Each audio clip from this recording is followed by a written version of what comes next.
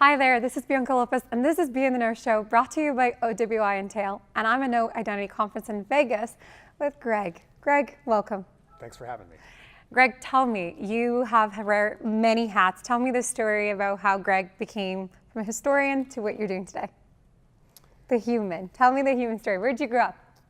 I grew up on the East Coast, but I ran off with a woman early and became a nursery school teacher in London, but fortunately that nursery school teacher was Anna Freud, so that got me on a different course in life. Wow. What was that experience? Well, I learned 4-year-olds have a lot of wisdom, and Anna Freud actually had a lot of clout for helping me get on a more aggressive path in the rest of my career life. And then what did you do after that? Because you have some pretty big names in your resume, if I can say so. Well, I became a bike racer and raced in the Pro-Am circuit. Which you are racing tomorrow? No, later in the month, there's a team of us going down for a race from Johannesburg to Durban. That is insane. That biking experience did help me when I left Booz Allen. We got into the bike messenger industry, setting up one center per city to do all the dispatching. So instead of having companies do it, there was a utility. Instead of telling the messengers what to do, we made them self-sovereign. Okay. So was that the beginning of your love with this idea of a self-sovereign identity world? Well, it was a free will type thing, and there was a young coder that hacked into my system and dropped out of college. And you were like, what the heck? What the heck? But that young coder, after we took that company public, years later, living with me was the guy that started this little company called Twitter. So that was Jack Dorsey, and then Square. So intervening time was when I worked as a regulator for the Fed. So it's a combination of that startup experience, getting to go through that NASDAQ How IPO. was that? Well, because it's today romanticized and fantasized by many people that watch and many people that think I want to be a young entrepreneur and start a business. Maybe everybody should do it once, but being public is like a distraction from getting things done, and it's a lot more fun before you're public than after you're public. It meant that when the blockchain came along and Bitcoin and Ripple, that had a nice taste to me. So why? Well, because for the first time, you could innovate without having to ask permission. So up till then, everything. So the rebel inside of you that ran away or wanted to change things were like, yep, I could just do it without asking the big guys to do it? Well, it's just, if you have to ask permission, is it really innovation? So, no. Yeah. I don't know. It's pretty hard because most innovations that have to come to fact, they're worked within a bank infrastructure or a large corporation. And I find that there's this like interesting ethical question that, or sort of philosophical question that happens if you're a startup. They'll ask you, can I have 3 years of financial statements? And who else have you done this with? And I often look at them and go, you're not trying to innovate. Innovation is being able to do something without having to ask permission. Yes, and so in other industries, you kind of take that for granted. That's the way Airbnb got started and Uber. They weren't in, at that time, regulated industries. But generally things in financial services, you got to be regulated. So when I came to Ripple, that was a new blockchain. That was the second thing after Bitcoin. The first month we went to Treasury to explain what we were doing. So we didn't operate under the illusion that we would never be regulated and we would never have to ask permission. So it's finding that balance between doing something that's really innovative, but if you want to go mainstream and you're successful, you're going to run up against rules and regulations, guys with guns and badges. Yeah. So I walk that equally line. as powerful, actually. Yeah. So I'd like to see these new innovations make it into the mainstream. I'd like everyone in the world to be able to participate in this. So that doesn't mean that you can do it in a Mad Max way. But I hope you don't have to do it in a George Orwell way either.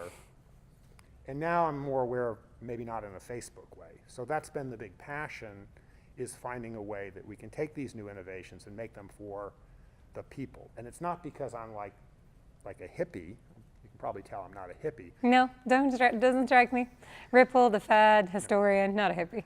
But like my aspiration is like the way the world worked in like Star Trek, like that's in the future. Okay. And like people, they know when the door's open. So there must be some way that like it knows the door's supposed to open for you, not for me. Not for me, right?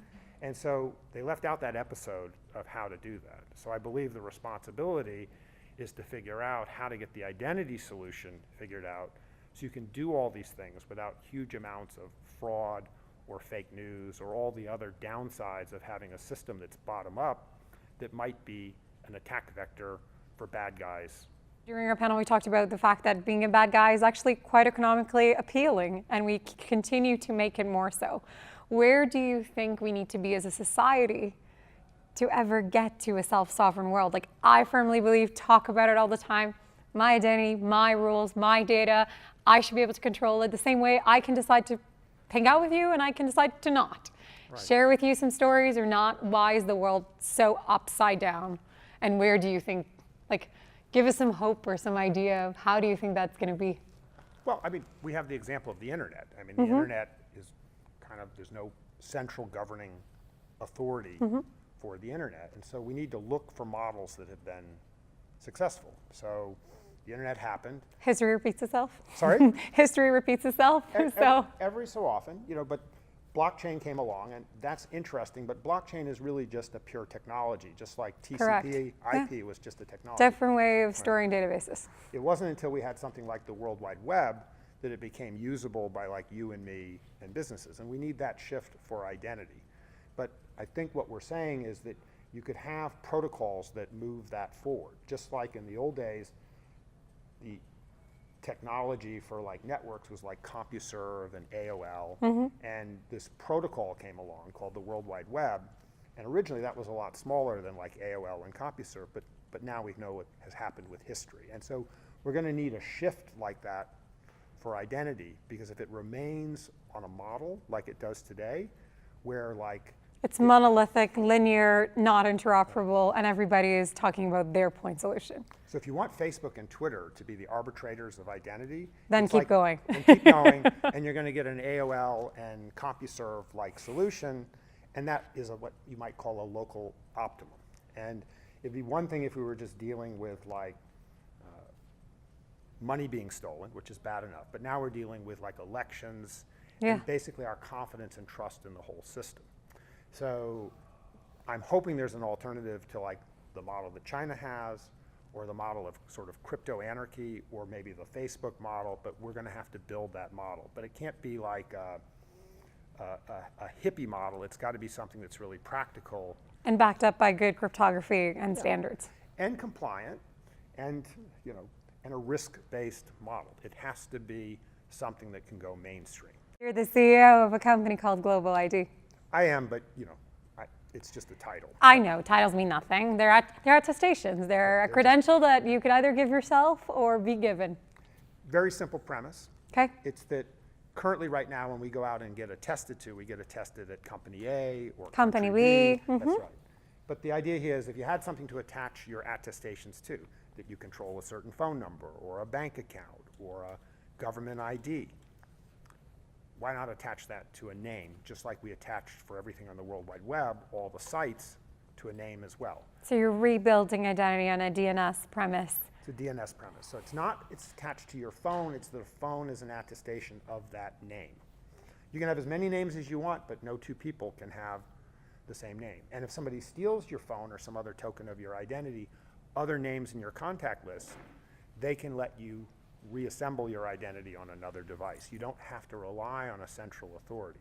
So by taking all the attestations about your identity, not the private information, but the attestation about it, you put that on a public ledger. Now that sounds really strange. And now it's mine. I can port it as I wish. It's yours because everyone can see it without revealing any private information. So we have a fundamental conflict with a lot of folks that think the future of privacy is giving individuals the right to control who they share their private data with. Our premise is, why do you need to even share the private data? Isn't the public attestation about the private data enough for you to get the permissions that you need in life? And who would manage this public? So the suggestion is, it's a protocol, just like TCP/IP. So the protocol simply says that when you get an attestation, and it could be from any of the identity providers at this conference or somebody in your address book or your bank or your university, there's a way of cryptographically signing that. And saying, hi, in the public ledger, this has now been signed. I said this at this time, and the person co-signs it. So there's always a co-signer of you and the attesting entity. So it's not like a a credit bureau where people are saying bad things about you and putting you out there. And then publicly. you're there to defend yourself Then you're there versus to- the other way. So you, with your active consent and intent, are always co-signing along with the attestation provider. You can think of it as just a vouch. And that's on a public ledger. There's private data behind that, but that's locked away. That's not used for marketing and spam purposes. Only in the case that like a bomb goes off or there's a need to know, then there's a Then compliance somebody can obligation. go, knock, knock, who's this guy? But up till then, that's what you need for opening accounts, moving value. But it's not just about money. It could be moving medical records, it could be voting, it could be me sharing my permission for you to drive this particular car. It's all about permission to act. So identity in itself is not that interesting. I say to people, identity to me is permissioning. Yes. And attributes are just what you're permissioning and what is that trade-off. Right. So the funny thing, portability is not about something that you have tucked in your phone. My precious. The phone or some card or a browser may point to that public ledger. That's what makes your identity portable. Identity is not just a right, it's a responsibility, because what you do with your identity is get permissions from others. So it's this reciprocal exchange of trust. Yeah, So it's a that's the two-way only system. way a real reputational trust economy will be built. So putting that on a public ledger means nobody controls it. It's openly and equally accessible to everyone. I love this. So if you want to know more, follow Greg, follow Global ID, and stay in the know. Thank you, Greg.